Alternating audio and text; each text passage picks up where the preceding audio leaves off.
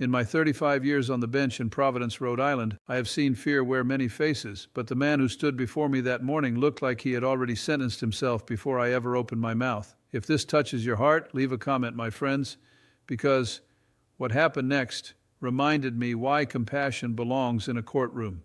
He came in expecting me to hammer him, to humiliate him, maybe to take away the one thing still holding his life together. Instead, before the day was over, that grown man would stand in my courtroom shaking, weeping, and trying to understand why a judge chose mercy when the world had only shown him punishment. I remember the way the courtroom felt that day. It was one of those Providence mornings when the light through the windows looks cold, even in spring. Inspector Quinn was at his post, steady as ever, keeping the room moving with that calm expression he always had. The clerks were calling cases, papers were shuffling, people were coming in with the usual mixture of anxiety, irritation, and hope. I've always said my courtroom is a place where law and life meet each other face to face, and sometimes what walks in is not just a case.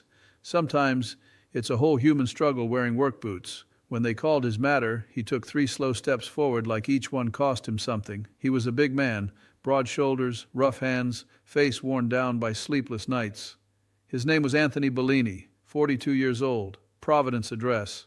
The file in front of me was not a pretty one. Multiple parking tickets, failure to appear, late penalties, 1 boot release fee, an expired registration issue tied into the whole mess. On paper, he looked exactly like the kind of defendant people assume I should be hard on. Repeat violations, missed court, a pattern. The numbers had piled up to over $1,200. I looked up from the papers and watched him instead. I always do that. The paper tells me one story, the person tells me another. He wasn't angry, he wasn't making excuses. He didn't have that swagger I sometimes see from people who come in thinking the rules are for everybody else. No. This man looked defeated. His chin was down. His eyes were red, not from drinking, but from exhaustion. And in my years on that bench, I learned something very important. Some people come into court fighting the system, but some people come in feeling like life has already beaten them. Let me tell you something, my friends. Subscribe to see more stories from my courtroom because the biggest moments are not always loud. Sometimes the loudest thing in the room is silence. Anthony stood there with silence all around him, and something told me this case was not going to be what it looked like on page 1. I've been doing this for 35 years, and after a while you develop an instinct. Something in their eyes tells you whether they're hiding from the truth or drowning inside it. I said, "Good morning, sir." He answered so quietly I almost had to lean forward. "Morning, Judge." I looked at the list again. "You have quite a few matters here." He gave a short nod. "Yes, sir." "Do you want to say anything to me about them?" He swallowed. "No excuses, Judge. I know it looks bad." That answer got my attention immediately. No bargaining, no story, no attempt to talk his way out. Just surrender. A lot of people think guilt always looks defensive. It doesn't. Sometimes guilt just looks tired. I said, well, let me ask you something. If there are no excuses, then why did you come today? He looked up for the first time. Because I figured if I didn't, I'd make it worse. And is there anything else? He hesitated. His jaw tightened. I wanted to hear it from you. Hear what from me? What I owe. What I have to do. Whatever the punishment is. The room got still. Even the prosecutor glanced up differently after that. There was something heartbreaking about the way he said punishment, not fine, not disposition, punishment, like he was expecting judgment in a much bigger sense than the law provides. I said, "Mr. Bellini, this is municipal court, not the end of the world. Relax a little." A faint, humorless smile crossed his face, then disappeared. "I'm trying, Judge." That was when I noticed he was holding a large manila envelope so tightly the corners were bent wide, and I noticed something else. Off to the side, sitting quietly on the wooden bench, was a young girl in a school sweatshirt, maybe 11 or 12 years old, with a backpack in her lap. Beside her was an older woman with a scarf tied around her head and both hands wrapped around a cane. I've always had a soft heart for children and for the elderly. Maybe that comes from my own family. Maybe it comes from growing up in an immigrant home where everybody's struggle belonged to everybody else. I pointed gently. "Are those your family members over there?" He turned. "Yes, Judge. That's my daughter, Mia, and my mother." "Your mother came with you to court?" "Yes, sir." "Why?" He looked embarrassed. "She wouldn't stay home." Some soft laughter moved through the courtroom. Even Anthony gave the smallest smile. I said, "That sounds familiar to me. I'm Italian. Mothers don't always take instructions very well." The older woman lifted one hand from the bench as if to say that was absolutely true. That got a little more laughter, and the air in the room loosened just enough for the truth to start breathing. If you believe in second chances, hit that like button, because what happened next is why I never rush past the person standing in front of me. I looked back at the file. The dates caught my eye. I always pay attention to dates. They tell you patterns. These weren't random over years. Most of the tickets were concentrated in a stretch of about 4 months. Same area for several of them, 2 near Rhode Island Hospital, 3 near a dialysis center, a couple in a school loading zone, 1 at 2:30 in the morning on a side street in Federal Hill. I said, "Mr. Bellini, these tickets are clustered. That interests me. What was going on in your life between February and June?" He shifted his weight. "A lot." "Well, let's take it one step at a time. The ones near the dialysis center. Why were you there?" "My mother." I looked toward her again. She stared straight ahead with the stubborn dignity I've seen in so many older people who don't want to be the reason their children are suffering. "She was getting treatment?" "Yes, Judge, 3 times a week." "And why the illegal parking?" He closed his eyes for a moment before answering. "Because if I parked in the garage, she had too far to walk. Some mornings she couldn't breathe. Some mornings she could barely stand." "Did you have a disability placard?" "No." "Why not?" His voice cracked just slightly. "I tried. Paperwork got delayed. I kept getting told I needed another signature, another form, another appointment. I worked nights. I kept missing the office hours. And then..." He stopped.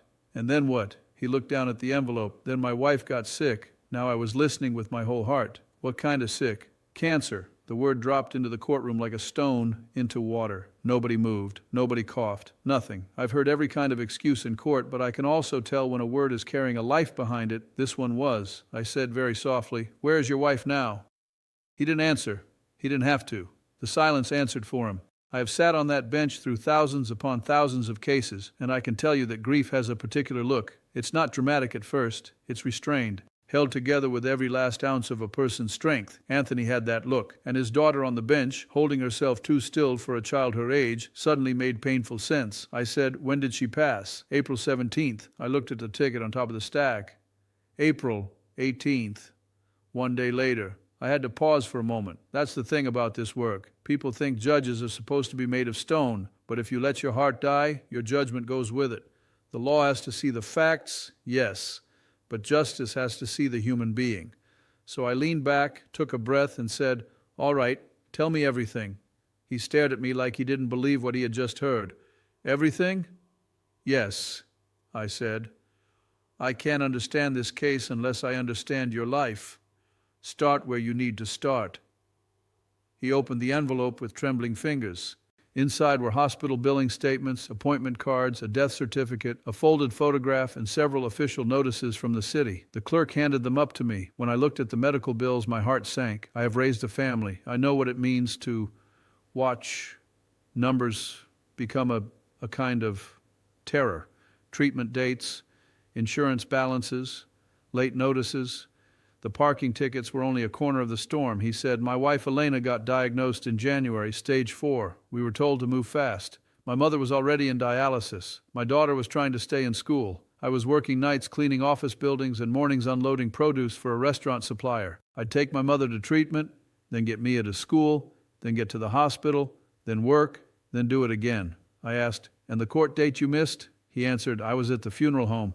The prosecutor lowered his eyes. Inspector Quinn looked over at me in a way that said everything without a word. That's one thing I always appreciated about Quinn. He understood that beneath the docket numbers were human stories, and sometimes his face alone told me the whole courtroom felt it. I held up one of the photographs from the envelope. It showed an older woman, his mother bundled in a coat, getting out of an old sedan while Anthony held an oxygen tank in one arm and tried to support her with the other. The picture had a timestamp on it, same date as one of the tickets. The photograph showed me everything I needed to know that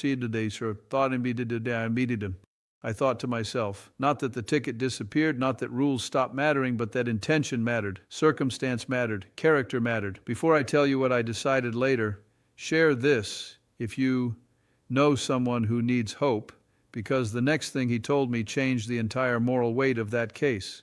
I said, "All right, I understand some of the hospital tickets. What about the school loading zone violations? You got 2 of those." He gave a little sigh and glanced back at his daughter. "Those were for her." I said, "For her how?" He turned to Mia. "Come here for a second, sweetheart. Now I normally don't invite children into the center of a proceeding unless there is a good reason, but sometimes a child is not a prop in the story. Sometimes a child is the truth. She walked up slowly, backpack still on, eyes big, trying to be brave. I've seen that look too many times, children forced into adult worries before they should even know what worry is. I smiled at her. Hello, young lady, what's your name? Mia. How old are you, Mia? 12. 12, that's a wonderful age. Are you a good student? She nodded. Mostly. The courtroom laughed gently. I said, oh, mostly is honest. I like honest. Then I asked Anthony, so tell me why these school zone tickets were for her. His hand went to the back of his neck. After my wife died, Mia stopped wanting to get out of the car some mornings. She was having panic attacks. She didn't want me to leave, so I'd pull up as close as I could to the side entrance and walk her to the counselor's office before I went to work. Those are the days I got the tickets. I looked at Mia. She was staring at the floor. I said, is that true? She nodded again, and this time her lip trembled. I thought if he left, maybe something bad would happen to him too. The whole room changed in that moment. There are truths that don't need embellishment. A child afraid of losing her father after losing her mother is one of them. My throat tightened. I thought of my own children when they were young. I thought of families I'd seen struggle in Federal Hill when I was a boy. I thought of my father, an immigrant from Italy, working hard every day, carrying the burdens of a whole household without complaint. Men from that generation didn't always talk about pain. They just kept moving. Anthony was doing the same thing, only life had put more on his shoulders than most people could carry. I said to Mia, you love your father very much, don't you? She looked up then, eyes full. He didn't sleep for a long time. Anthony turned away, just slightly. That's when I knew he was close to breaking. I've always believed that a courtroom should not only hear violations, it should hear suffering when suffering explains the violation, not excuses. Explanations. There's a difference. Poverty is not a character flaw. Grief is not a character flaw. Falling behind while trying to keep your family alive is not the same as contempt for the law. I said, Mr. Bellini, why didn't you bring any of this up sooner? He almost laughed, but it came out bitter. Because nobody cares, Judge. They just want the money. And I'm not good at talking. I leaned forward. Well, you're talking now. He looked at me, really looked at me as if he was trying to decide whether I was serious. With respect, Judge, I came here expecting you to tell me how much more I messed up, that's all. What made you expect that? He shrugged, but it was the kind of shrug that contains a whole history. That's usually how it goes. According to whom? He didn't answer. He didn't have to. I could fill in the blanks. People carry old verdicts inside them long before they enter a courtroom. Parents who told them they'd never amount to anything. Bosses who treated them like they were disposable. Bills that piled up faster than paychecks. Losses that made them feel cursed. By the time some folks stand in front of a judge, they're not just afraid of the law, they're afraid their worst beliefs about themselves are about to be confirmed by a man in a robe. Let me ask you something, my friends. If this story is moving you, leave a comment and tell me whether compassion has ever changed your life, because compassion was about to uncover something even deeper. I looked again at that April 18th ticket, the day after his wife died. The location was not the hospital. It was a residential street off Atwells Avenue, parked overnight during a no parking restriction. I said, this one doesn't fit the pattern. April 18th, overnight violation. What happened there? Anthony's face changed completely. Not just pain, shame, real shame. He whispered, that was my fault. I said, go on. I couldn't go into the apartment. Why not? Because all her things were there. Her robe, her slippers by the bed, the teacup she used. I took my daughter to my sister's house, told everybody I was fine, and I drove around for hours.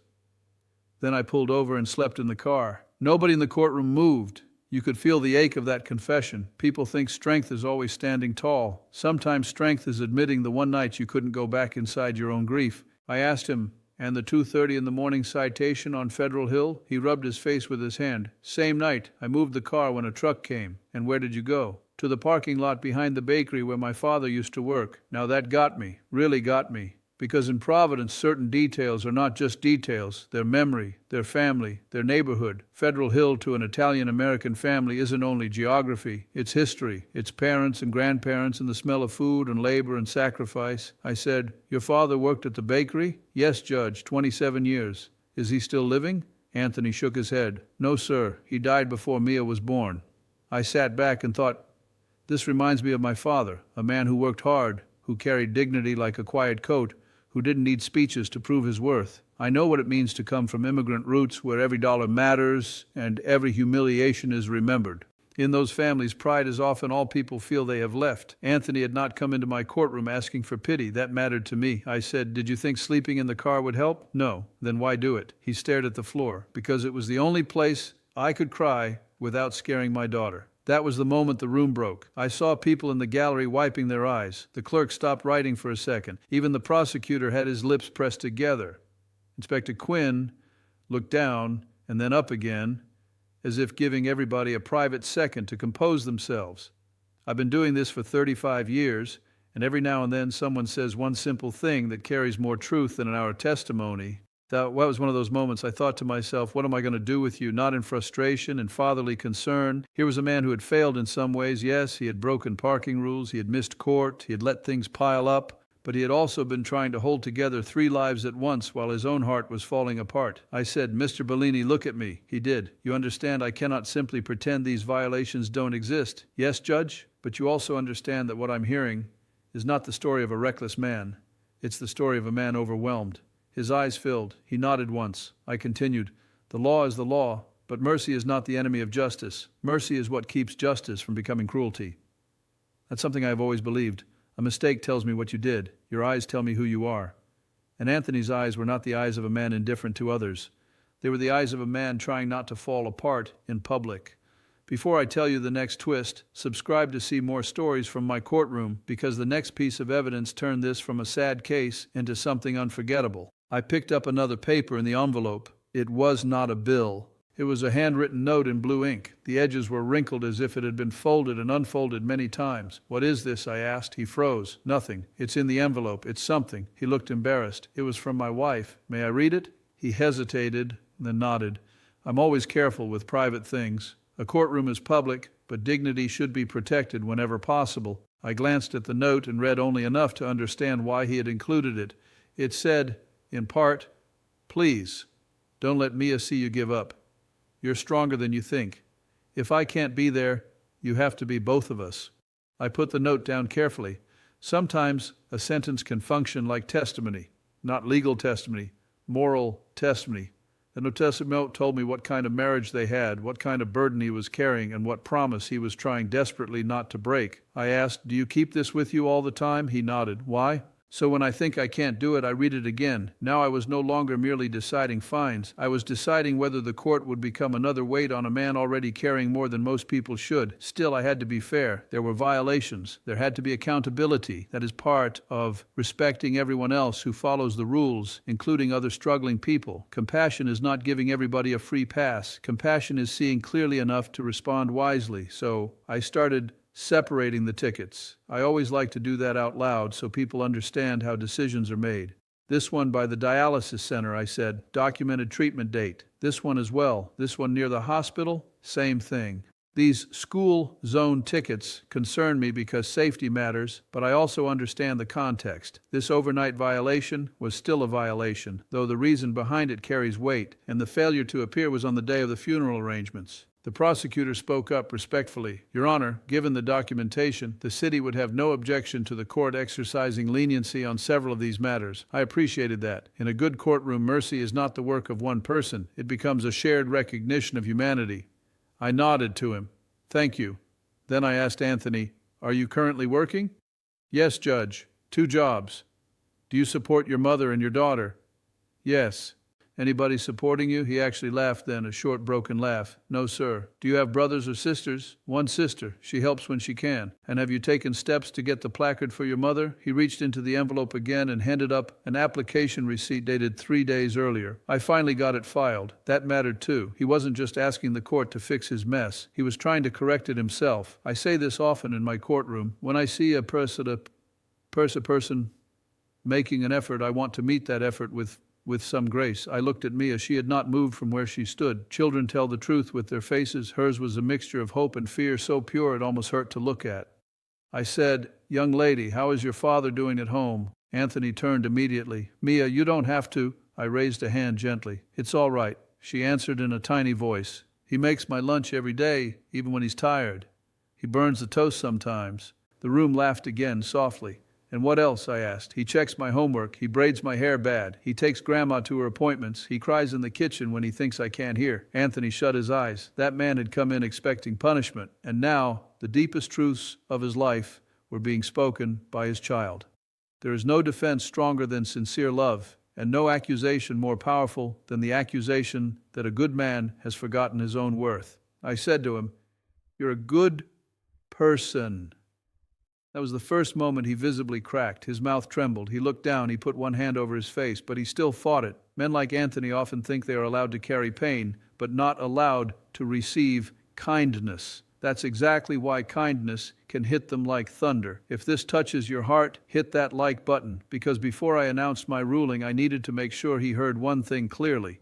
I said, "Mr. Bellini, I want you to listen carefully to me. Everyone has a story. Some stories explain neglect. Some stories explain bad character. But some stories explain suffering. Yours is a story of suffering, responsibility, and love. That does not erase every violation, but it absolutely matters to this court." His shoulders started to shake. He was trying hard not to cry in front of his daughter, his mother, the clerks, the prosecutor, Inspector Quinn, and all the strangers sitting in those benches. I've seen that struggle before. A lot of people are not embarrassed by wrongdoing half as much as they are embarrassed by being seen. I said, "Take your time. Nobody here is in a rush." Then his mother spoke for the first time. From the bench behind him, in a voice weak but clear, she said, "He's a good boy, Judge. Now, if you have a heart at all, that will get you." A full-grown man, worn down by life, and his mother calling him a good boy in open court. That's providence. That's family. That's why I never treat these moments like paperwork. I smiled toward her. "I believe you, ma'am." She nodded once and sat back, satisfied that the record had been corrected in the only way a mother knows how. I turned back to Anthony. "What am I going to do with you?" A tiny, broken smile crossed his face through the tears. "I'll tell you what I'm going to do," I said. Now the courtroom leaned in. I could feel it. Those are the moments people later remember from Caught in Providence. Not because of me, but because everybody in the room becomes invested in whether justice will have a human face. I separated the citations into piles. The documented hospital and dialysis-related tickets I am dismissing. The failure to appear tied to the funeral date I am vacating. The overnight grief-driven violation I am reducing to a minimal administrative amount, because even heartbreak does not give us full permission to ignore the rules. The school zone violations I am reducing substantially because safety matters, but I accept your explanation and I see your effort. He stared at me like he didn't understand the words. I continued, "Your total today is not $1,200. Your total is $100, payable at $20 a month if necessary, and if you bring proof that your mother's placard has been issued within 30 days, I will reconsider further." He blinked once, twice. His face had gone completely blank. I said, Did you hear me?" And then his voice came out hoarse. "Or yes, Judge." What did I say? He let out one stunned breath. When at $100, and that's correct. Then I added the part that truly undid him. "And I want you to use the money you thought you were going to lose today on your daughter. Take her to lunch, buy her a book, do something normal. Grief should not take every last normal thing from a child." That was it. Anthony broke, completely. His knees didn't buckle, but emotionally he just gave way. He covered his face and sobbed. Not loud at first, deep, the kind that comes from a place way down inside a man who has not felt safe enough to cry in front of anyone for a very long time. Mia went right to him. He bent down and held her. His mother was crying too. I saw the gallery wiping their eyes again. The prosecutor looked away, giving him privacy. Inspector Quinn stood with that steady compassion he always showed in the right moments. I let the silence stay there. Judges should know when not to fill a room with words. After a moment, I said softly, "It's all right. It's all right." He looked up at me through tears. "Why would you do that for me?" That question stays with me. Why would you do that for me? As if kindness required an explanation, as if mercy were a mysterious thing. I answered him the only way I could, because I try to treat people the way I'd want to be treated if I were standing where you are. And because your daughter needs her father, not a mountain of debt. That line spread through the room. You could feel it land. I went on. "Listen to me. Your wife saw something in you when she wrote that note. Don't insult her memory by believing you are failing. You're standing. That matters. You're still getting up. That matters. You're carrying your mother, your daughter, and your grief. That matters." He nodded over and over, unable to speak. "I want one promise from you," I said, "and anything. No more silence. If you are drowning, ask for help before the water gets over your head. A lot of good people sink because they are too proud or too hurt to raise a hand." He whispered, "I promise." "Good, and take care of yourself. That is not optional. There are rulings, and then there are moments when a ruling becomes a kind of rescue rope. I'm not naive. I know one compassionate decision does not solve poverty, grief, bureaucracy, or loneliness. But sometimes one act of fairness interrupts the momentum of despair. Sometimes that is enough to help a person survive the next week and then the next. Let me tell you something, my friends. Share this if you believe a courtroom can change a life, because the story did not end there. After the case was concluded, I thought that would be the last I saw of Anthony. That is often how it goes. People come in as strangers, leave relieved or disappointed, and life carries them away. But about 6 weeks later, I was on the bench again when Inspector Quinn leaned toward me and said quietly, "Remember Bellini?" I said, "Of course I do." Quinn tilted his head toward the back of the room. There was Anthony, same broad shoulders, but he looked different, not carefree, not magically healed, but lighter. Beside him stood Mia, and beside her was his mother, this time with a proper placard hanging from the rearview mirror visible through the glass door when they came in. And Anthony was holding a white bakery box. When his case was called, it was not a new violation. He had come back voluntarily. People don't always understand how much that means to a judge. He came to show me proof that the placard had been issued, proof that the administrative amount had been paid, and something else. He stepped forward and said, "Judge, I just wanted to thank you." I told him, "You don't owe me thanks. You owe me compliance." That got a laugh. He smiled for real that time. The first real smile I had seen from him. Then Mia said, "We brought cannoli." Now I have to tell you, if an Italian judge from Providence gets offered cannoli in open court, that is a very serious legal development. The whole courtroom laughed. Even I laughed. And humor matters. Humor is not disrespectful to pain. Sometimes humor is how pain finally loosens its grip. I said, "Is this an attempt to influence the court?" Anthony wiped his eyes and said, "No, Judge, maybe a little gratitude." I told the clerk to make sure the box made it to chambers later. Then I asked how they were doing. Anthony said he had cut back to one-night job because a local employer, after seeing part of the story on television, had offered him daytime work with better hours. That happens sometimes. A case gets aired, people see humanity, and goodness answers goodness. He told me Mia was back attending school without panic attacks most mornings. He told me his mother had been approved for transportation assistance 2 days a week. And then he said something I will never forget. He said, "After that day, my daughter told me maybe Mom was right about me." I asked, "What do you mean?" He reached into his wallet and pulled out the worn note from Elena again. I showed this to Mia after court. She read the part about me being stronger than I think. She said, "Maybe Mom knew the judge would remind you. You can spend a lifetime on the bench and still not be prepared for a line like that." My throat tightened again. There is a mysterious way grace moves through ordinary institutions when people choose humanity over habit. I wasn't thinking about viral clips. I wasn't thinking about social media or television. I was thinking about a wife gone too soon, a daughter trying to trust the future, a mother depending on her son, and one exhausted man who had almost completely forgotten that he was worth saving from the full force of a system that had no idea what he had been carrying. If this story means something to you, leave a comment and tell me what mercy looks like in your life, because I want people to understand that mercy is not weakness. Mercy is strength with a conscience. Anyone can punish when the facts give permission. It takes judgment to ask whether punishment alone serves any real purpose. I often say in my courtroom, "Let me ask you something." Because that question opens doors accusations never will. A person under pressure often expects condemnation. A sincere question can reveal the whole hidden architecture of their struggle. That's what happened with Anthony. One question led to another, and behind the tickets I found a widower, a son, a father, and a man fighting not to collapse under responsibilities he never asked for, but accepted anyway. Months passed, cases came and went. I saw all the usual things: expired meters, red light violations, parking on snow routes, forgotten inspections, impatience, carelessness, bad luck. The law keeps moving because life keeps moving. But every now and then I would think about Anthony. That happens to me more than people realize. Some defendants stay with you, not because they were famous or dramatic, but because in Tussum,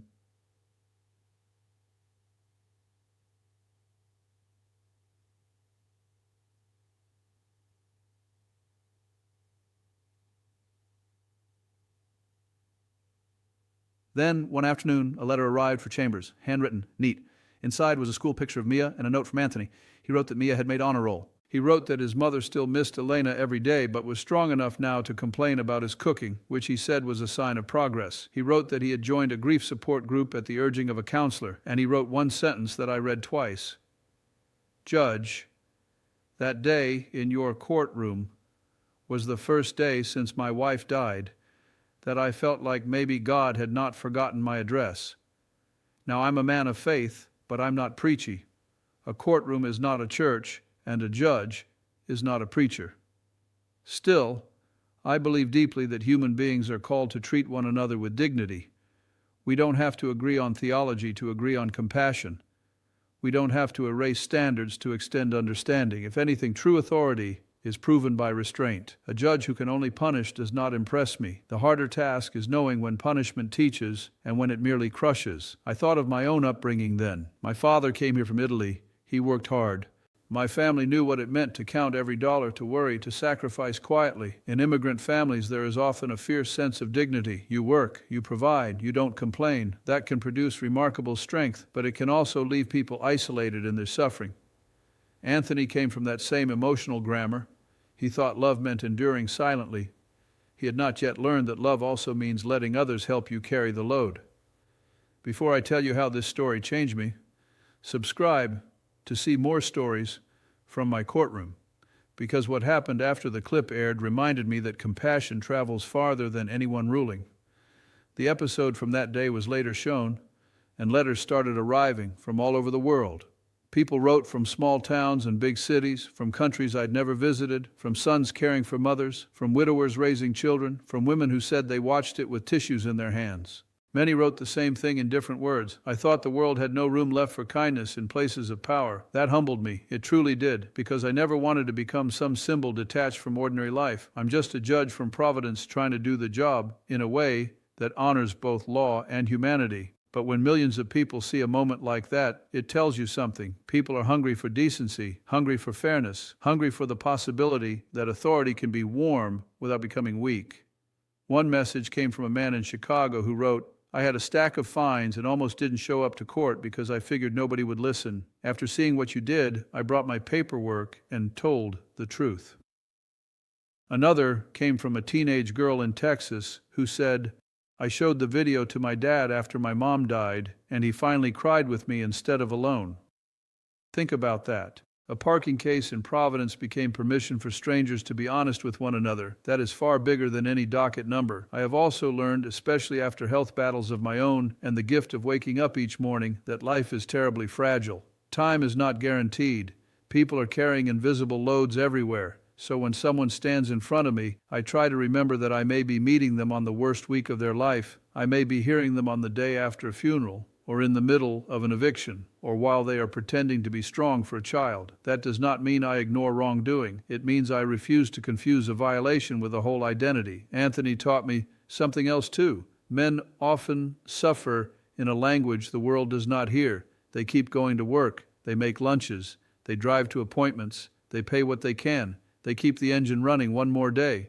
From the outside, they may just look quiet, uncooperative, or rough around the edges, but inside, many are just begging for one person to say, I see what you're carrying. When that sentence finally arrives, it can break them open. And maybe that breaking is not destruction. Maybe it is the beginning of healing. I remember exactly how Anthony looked when I told him to take his daughter to lunch. That wasn't about money. It was about permission to remember he was still allowed moments of ordinary fatherhood. Grief tries to convince people that joy is disloyal. It isn't. A child still needs laughter after loss. A father still needs to hear that making toast, even burnt toast, is a form of love. Those little acts keep a family from becoming only a tragedy. If this touches your heart, hit that like button and share it with someone who needs hope, because sometimes hope arrives in the smallest sentence. You're a good person. I said that to him because I believed it. But I also said it because many decent people go years without hearing goodness reflected back to them. The world is quick to point out failure. It is slower to acknowledge courage in ordinary clothes. I have been asked over the years why I speak to people the way I do, why I ask about their families, why I notice children in the gallery, why I tease people gently when they're tense, why I say God bless you from the bench. The answer is very simple, because court is one of the few places left where people still come face to face with institutional power, and if that power cannot pause long enough to recognize their humanity, then what exactly are we serving? Order without compassion becomes cold. Compassion without order becomes chaos. Justice lives in the balance. That balance is not always easy. Don't let anybody tell you it is. There are days when I have to enforce a consequence, and I know the person will leave unhappy. There are times when the facts do not support the mercy I would personally like to extend. I am not a magician, I am a judge, but even on those days I can still treat someone with dignity, I can still explain, I can still listen. Sometimes the mercy is in the amount. Sometimes it is in the time given. Sometimes it is in the simple refusal to humiliate. Anthony's case happened because I chose not to stop at the surface. That's a choice available to all of us, not just judges. A teacher can make it. A police officer can make it. A parent can make it. A boss can make it. A neighbor can make it. Let me ask you something. How many people do we misjudge every day because we only read the file and never look at the face? How many rough edges are really just worn places? How many late arrivals are signs of burdens we never bothered to ask about? I still smile when I think about the cannoli. I smile when I think about Mia correcting his burnt toast reputation. I smile when I think about his mother calling him a good boy. Those details matter because they make the story true. Human beings are not just pain. Even in sorrow there is humor. Even in strain there is affection. That is why I resist overly neat stories. Life is not neat. It is messy and beautiful and difficult all at once. A real courtroom sees all of it. One of the most quotable truths I ever learned is this: when life backs a good person into a corner, the court should not become another wall. It should become a doorway if the law allows it. Another is this: the strongest thing you can do with power is to use it gently. And another, a person may be behind on tickets and still ahead in character. Those are not legal principles from a textbook. Those are lessons from years of looking into human faces from the bench. Toward the end of that season, I saw Anthony one more time, not in court. I was being driven through Providence after an event, and at a red light I looked out the window and saw him across the street near a school crosswalk. He was standing beside his car talking to Mia, adjusting the strap on her backpack before she went inside. His mother wasn't with them. It was just father and daughter. Nothing dramatic, nothing cinematic, just a man doing the small holy work of continuing. Mia hugged him, then ran toward the school doors. He watched until she was safely inside. He didn't see me, and I was glad. Some moments are better observed quietly. I sat there and thought, that's the ruling, not the paper, not the transcript. That, a father still standing where his daughter can find him. The light changed, and as we drove on, I said a little prayer for them. I do that sometimes for people who come through my courtroom, for their children, for their parents, for the ones trying, for the ones failing and trying again, for the ones too proud to ask for help, for the ones who think one mistake defines them. God bless them all. So what did that case teach me? It taught me again that everybody has a story. It taught me that men who look toughest are sometimes carrying the softest grief. It taught me that children are often the bravest truth tellers in the room. It taught me that a mother's testimony can arrive in 4 simple words: he's a good boy. And it taught me that mercy, when grounded in facts and offered with wisdom, does not weaken justice. It reveals its highest purpose. I want to leave you with this, my friends. If this story touched you, leave a comment and tell me what you would have done if you were sitting where I was. Subscribe to see more stories from my courtroom. And share this if you know someone who needs hope tonight. Because somewhere out there is another Anthony, another Mia, another tired soul expecting the worst from a world that has forgotten how to look closely. And if that person ever stands before you in a courtroom or a kitchen or a classroom or a hospital corridor, remember this: the law may ask what happened, but the heart must still ask who is hurting. I have been doing this for 35 years, and I can tell you with complete certainty that kindness is never wasted. Sometimes it lowers a fine, sometimes it lifts a burden, sometimes it keeps a family moving one more day, and sometimes when a broken man expects harsh punishment and receives mercy instead, it gives him back the courage to go home. Take care of yourself. Be gentle with people when you can. Hold your family close. Don't wait too long to ask for help. And if you ever wonder whether compassion still has a place in this world, let me assure you, from one old judge in Providence to all of you watching, it does. It always will. God bless you.